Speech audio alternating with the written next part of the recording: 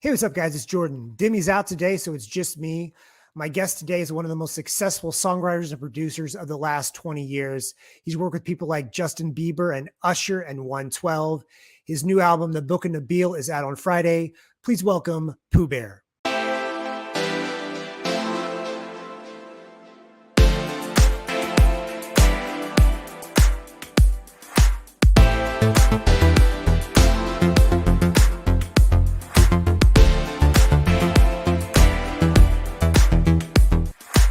All right. So first, let's talk about the new album, Book and a Beal, out on Friday. Yeah, So my first question is, it's been a few years since your last solo album.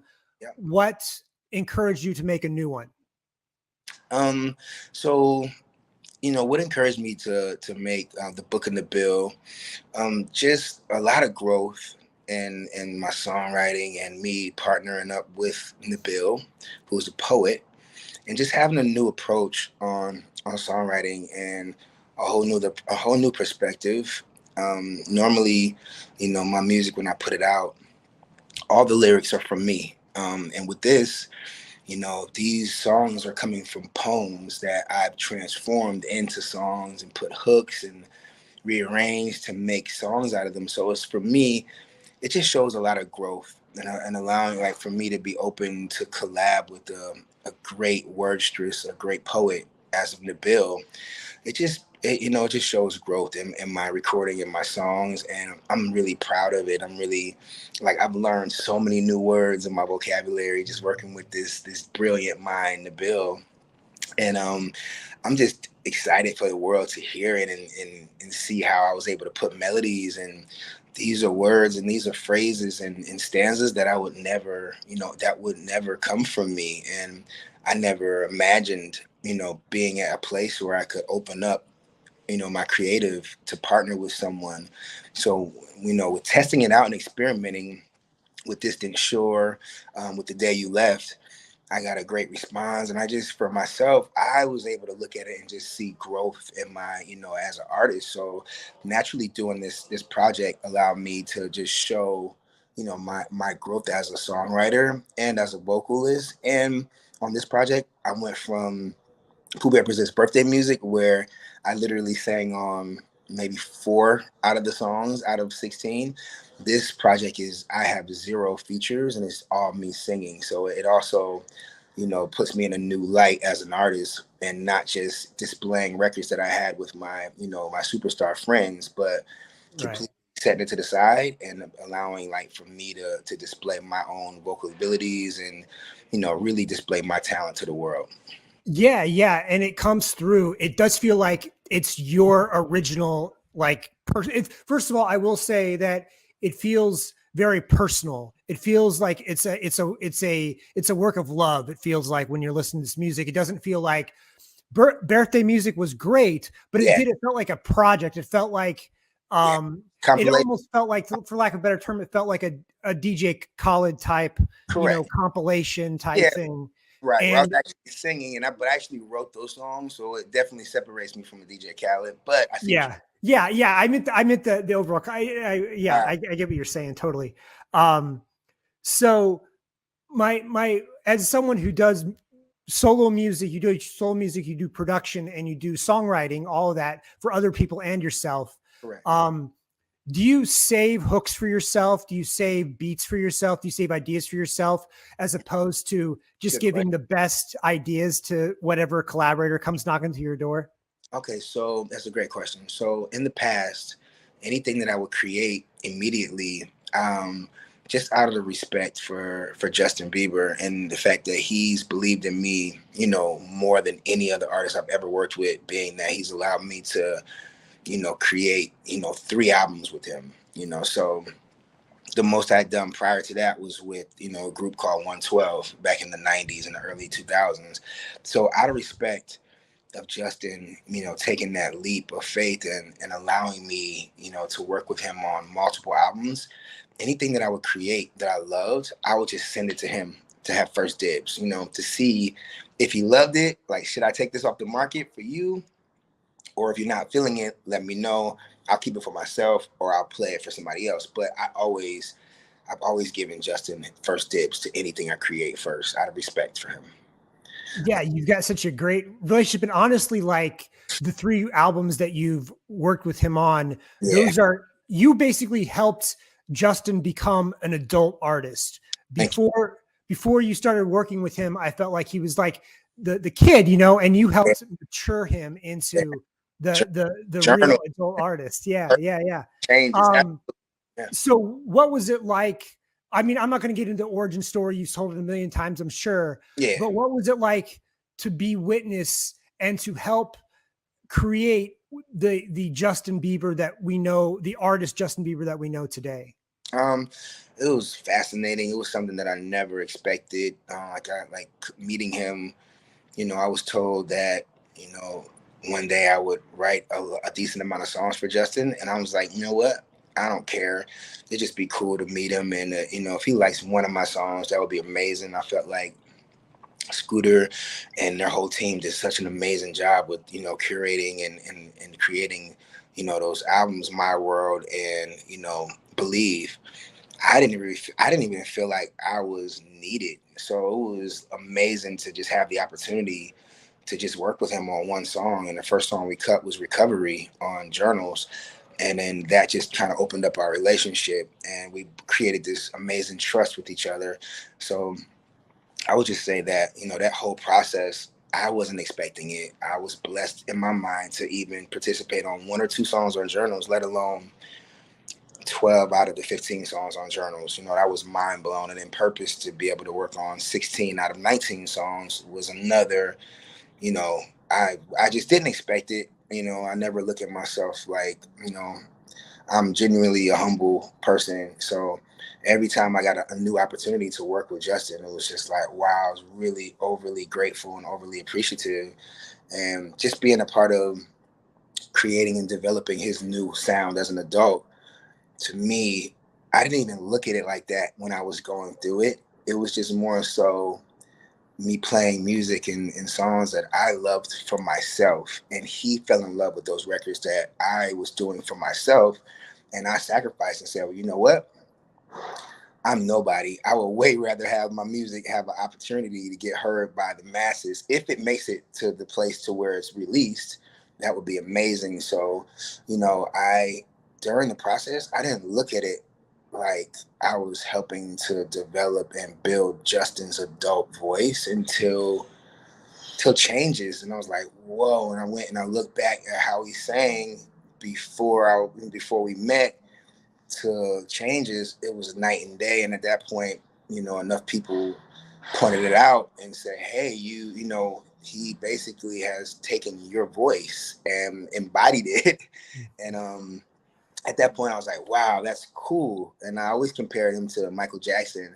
And I was like, wow, imagine if I was responsible or had something to do with developing Michael Jackson's voice, and from got to be there to Yeah, black or white, and so I look at yeah.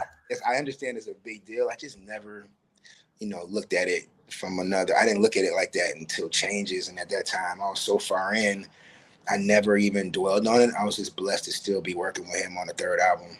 Well, I would never. I don't think it's ever fair to compare yourself to Quincy Jones, but you did kind of play the Quincy Jones role Yeah, that he had on I actually Thriller and wrote all. and Yeah, yeah, yeah, yeah.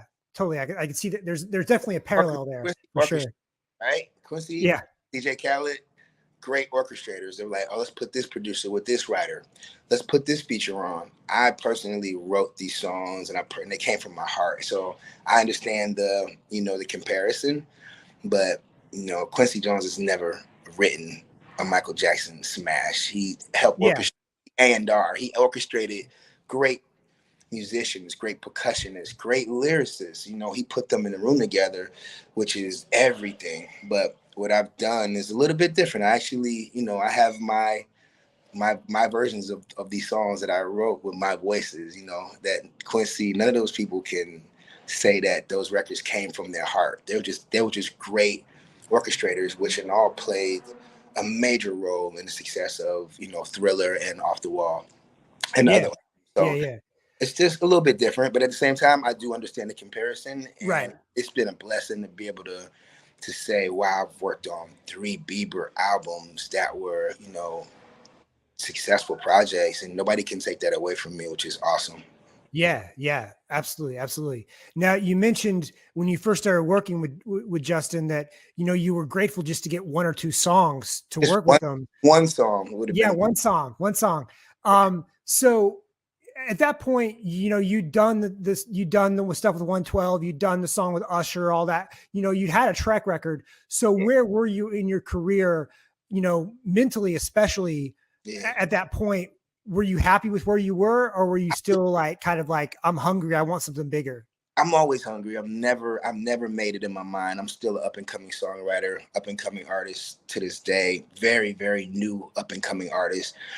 But at that point, my hit prior to me working with Justin was "She Ain't You" for Chris Brown, which was in 2012. I met Justin January 7th of 2013, so there wasn't that much. Now granted, Journals wasn't an immediate success. It took time for people to accept him as an adult and these new lyrics and melodies. But my in between time from hits to working with Justin, "She Ain't You" was, a record that Chris Brown, quote unquote, said won him his only Grammy for Best R&B Album in 2013. So that gap, I always feel like I'm in a state of where's my next hit record. I would love to, I'm always in that state. I never get comfortable.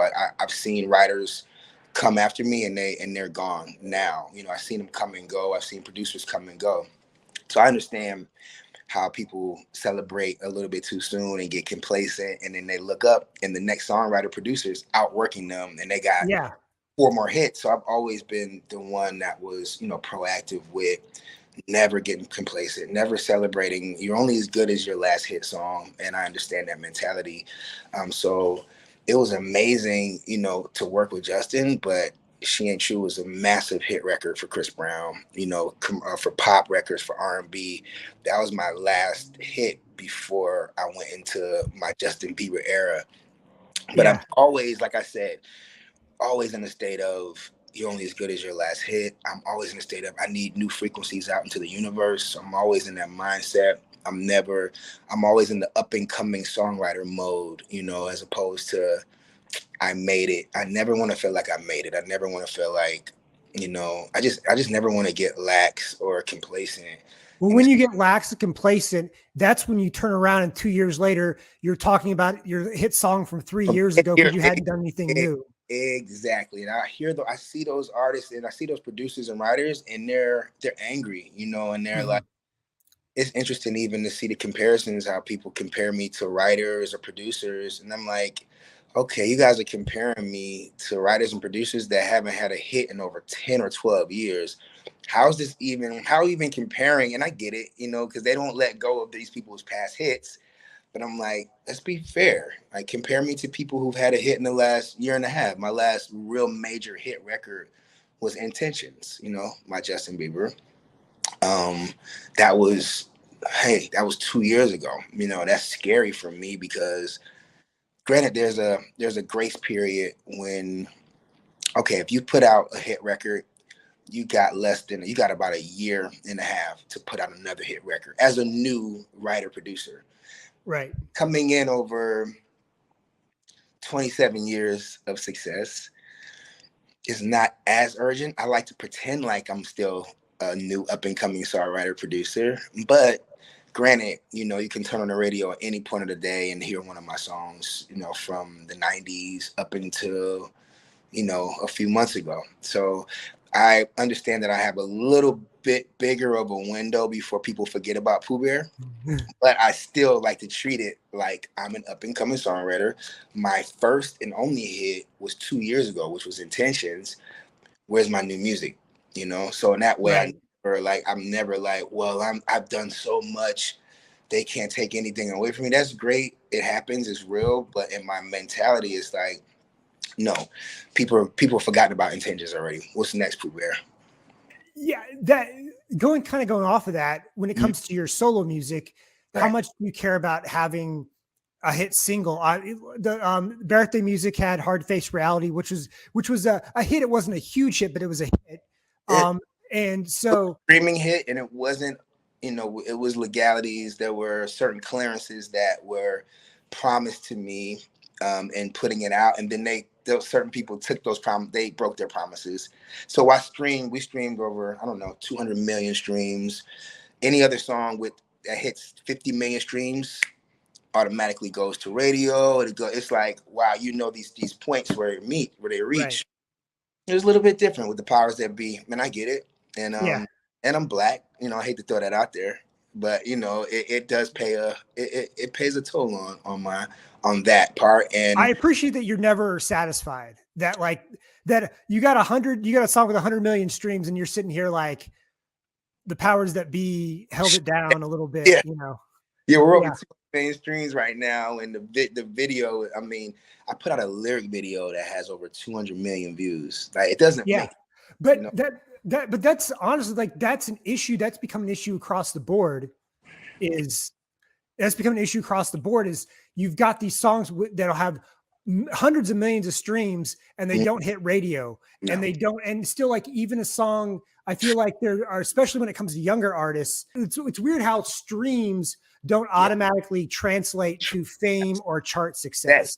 absolutely, yeah, and it's because we're so watered down. You know, with streaming, there's 100, people, there's 1 million songs being released on the platforms every week. Yeah. Before, it was like 100,000 songs. People didn't even know what Spotify or Apple was. So it was always, well, let's build them and let's go to radio. So Mhm. now radio is at a place where nobody goes to radio anymore. And everybody's like, let's just release our music on streaming, which now I'm going back to the old school. I'm starting now, like, you know what? Let's value these radio stations. Let's value these formats that play our commercials. That's our songs, our commercials that represent Right. us. And let's treat them the way we treated them in the 90s, because they are very powerful. But the way that they promoted, streaming is like, why do that? You don't need a label. Just get your money every year. But if it's not translated, if it takes 5 years to earn X amount of dollars, and if you can get on the radio, there's only slots in a day for radio.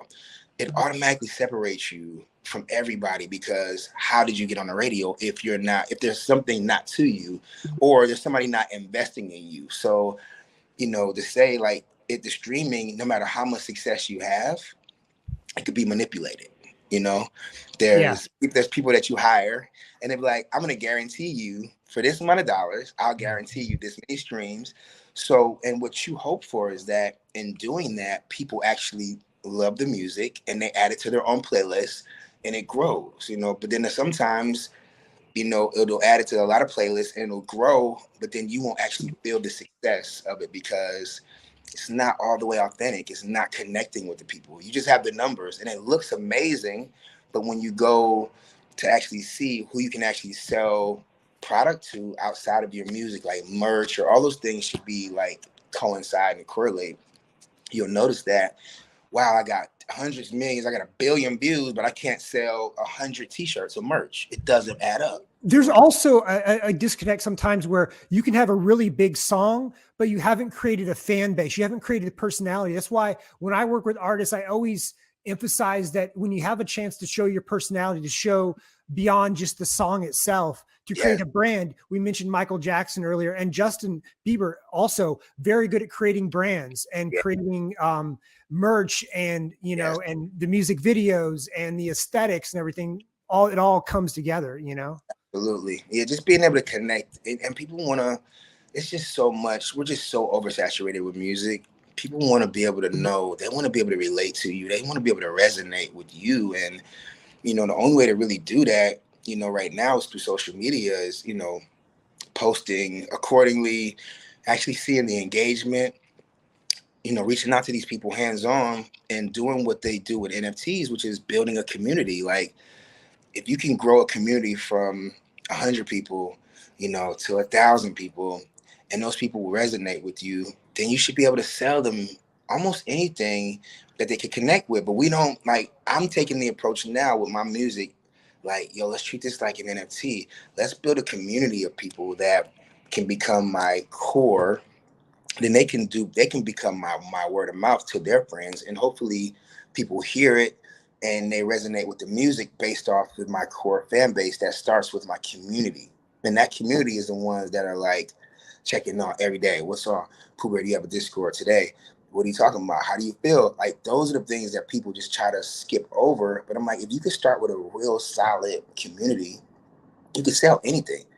Yeah. But people don't take out the time to grow or build their community, and it's definitely a time consuming thing. But once you have them locked in, they usually feel so much value and so much, they have so much loyalty to you that they will support everything you put out. And I think that most people just skip that and hope that their music is life changing enough that when it hits whatever playlist they get added or whatever playlist they hire somebody to get added to, it's like this miraculous moment, like, oh my God, I'm in love with this artist. But it doesn't, it just takes, to me, looking at it from the outside, like seeing the music industry evolve from the 90s to now. I've been a part of 4 decades of it. It's dramatically different and it kind of goes in cycles, but building a community, more and more people could just see through artists when they're just trying to, like, no different than an NFT. Like, you can see if somebody's just trying to do a money grab, or if they really have something that they really believe in and they want to show you, like, hey, these are the utilities, these are things that you can really apply to make your life better. All that, I feel like people are skipping over, and they just hope that their music is good enough to resonate with the pop, with the community, but they don't have a real locked in community yet. So it's important that people identify their fan base, they identify the people who care, because you can just put out music, but if it's not going to a specific fan that cares to hear your genre, then you're going over these people's heads. So you have to identify, who do we want this music to go to? What group of people will love this music the most? Let's not just put out, like, throw stuff against the wall. Let's identify the community who first care about Pooh Bear. And then now we have a chance to have their ear, or half or one of their ears. Then we can send them music, we can send them merch, we can send them anything, and then if it sticks, now we have a real, loyal fan, and we can grow. And maybe they'll, when they're in the car, they'll put your music on and play it for their closest friends, and then so forth, and then that person will do the same, word of mouth, and it's like a domino effect.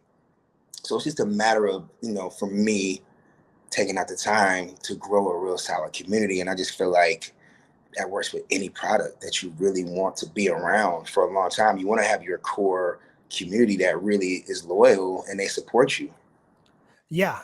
Good marketing is good marketing, you know? across the board. Yeah. Absolutely. Yeah. Yeah. Um, you talked about creating community. Obviously, we just got done talking about, but Yeah. what it made me think of is how artists, you know, you have millions and millions, 100 million streams, and you're not making a lot of money on it. Artists don't make money on streams and record sales. You got to make money on live shows and merch and NFTs, wherever else you can find it. Yeah. Licensing, obviously, publishing is still a big deal. Getting your song placed in TV Yeah. shows, movies, Even commercials. even then, it's so small when it comes to just to streaming. The publisher, we just had a victory with, Spotify going through appealing us just to raise our, increase our rates.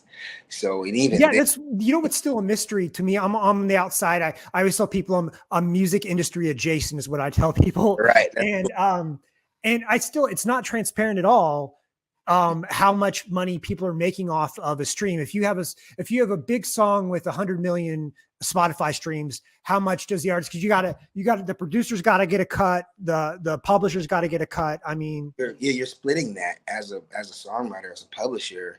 If you're on a song that streams 1 million streams, just a year ago, you're talking about on one platform, you're talking about splitting $700.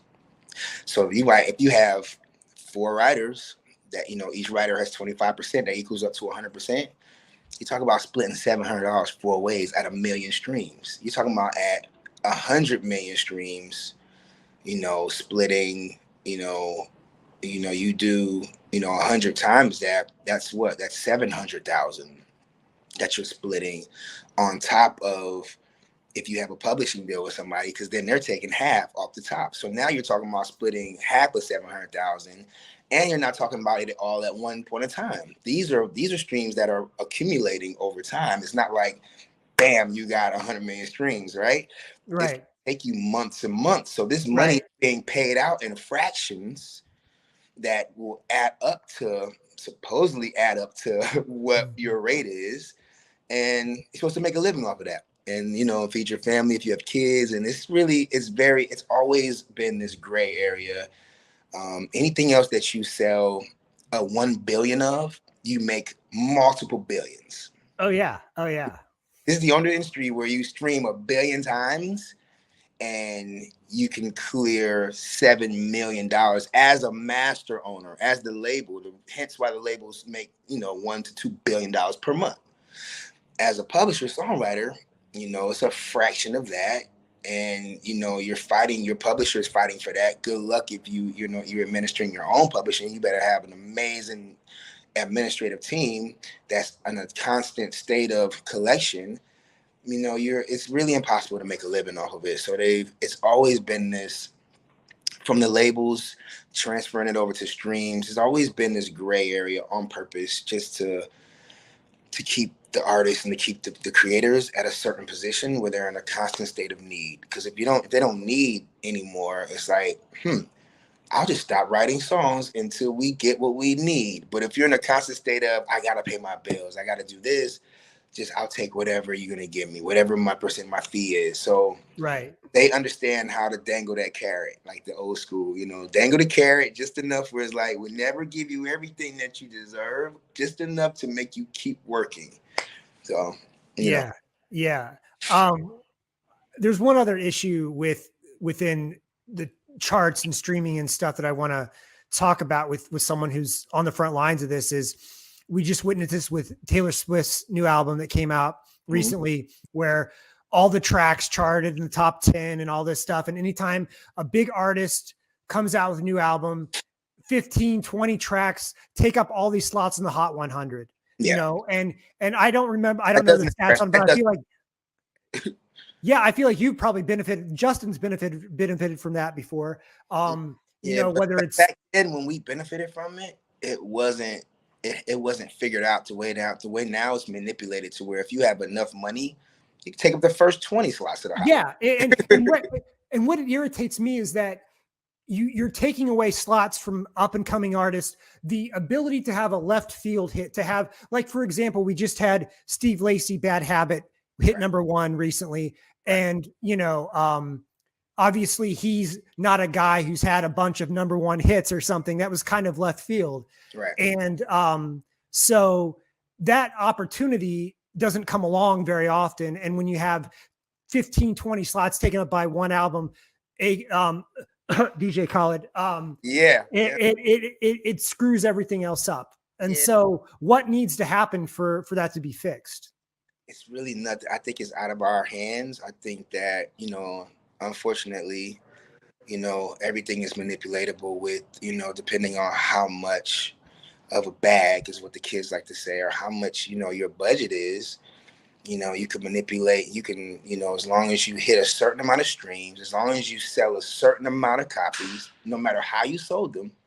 They can be through streaming farms, through people with 300,000 phones that just purchased 99-cent singles, to where you're guaranteed the number 1 slot. This has been going on for a while.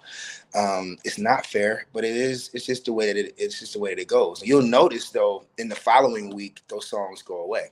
Yeah.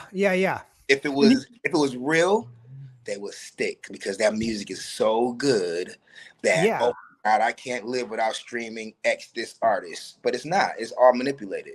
You can score a hit just by a song being the track after the big single on the album, Absolutely. Just by having it in the order. By way of default, a placement of like, wow, this is number 8. The song that was his number 7.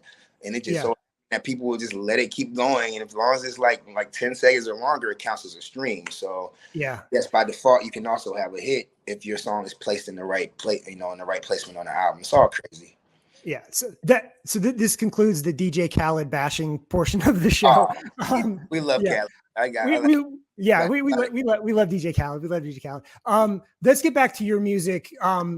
production wise, sound wise on this album, there are some of the beats production people will recognize Pooh Bear sounds on this album. From Justin Bieber fans will hear, oh, this sounds like somebody who's worked with Justin Bieber before. So tell me about the sound of this album and just making it a fully realized project.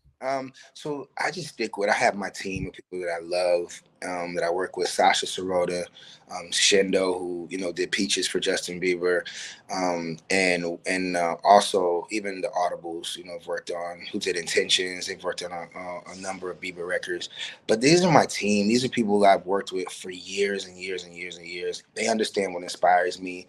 I'm able to send, a song with chords, and I'm able to sit there either with them or on Zoom and actually produce it out to where, sonically it's a complete song and not just a song with chords. Most of my songs start with, I feel like if I can't win you over with my song and chords, then my song's not good enough.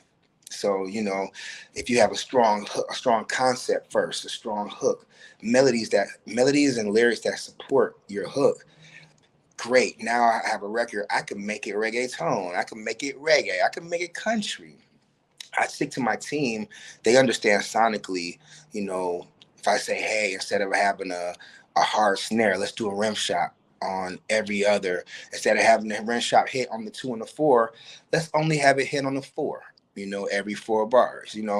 They understand it and they get it, and they have the sounds, the sonics that we've been using and developing, even, growing these sounds. They're my go-to team. So yes, you will feel moments where even vocally with me, I can't help that, how much I've influenced Justin Bieber vocally. So I get a lot of times people be like, oh, you sound just like Justin Bieber. You sing like Justin Bieber, right? And I get it. We've had a lot of success by way of radio and a lot of influence. A lot of people use our records as a gauge when they're making their own songs. So yes, you will feel, by default, you'll feel some Bieber, stuff just because of my voice and my tone. His voice and his tone has grown to be very, very similar to my voice and tone, which is always a blessing. And I'm always overly appreciative of that. Sonically, the music, being that I've done changes with my producers, I've worked on projects with my team. There are some sonics that can make you also feel, a little Bieberish, but at the same time, lyrically, melodically, and even vocal performance wise, it's different, and the musicians and the people who understand sonics and vocals, they'll be able to say, oh wow, I get it. I understand the influence, but I also understand, that this is what it is sonically and melodically and vocally. And I'm not here to try to force people to, get my music. Like I said, as far as pinpointing and targeting certain audiences that care to hear my music, not because it's just forced in their playlist. I kind of value those people. I care about them, whether it's 1,000 people or 1,000,000. I don't really care how many people it is. I believe in growth. I believe in, never feeling like I've made it as an artist. I'm absolutely a new artist. As a songwriter, I've had some success. I've had, a few decades of success writing music and producing.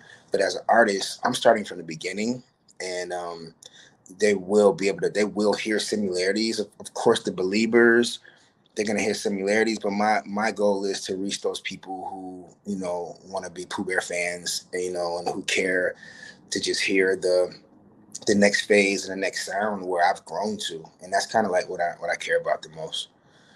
Yeah, well, there, like I said at the beginning of the show, there's a lot of love in this album, and you can really hear it come through on the tracks. Thank you, man. Thank you for listening to it. I appreciate you Yeah, taking the time out. absolutely.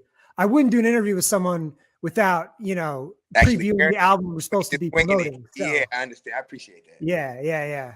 But congratulations. It's out Friday, November 18th. Now, if you're listening after November 18th, obviously it's already out and you go stream it. And a couple of singles are already out.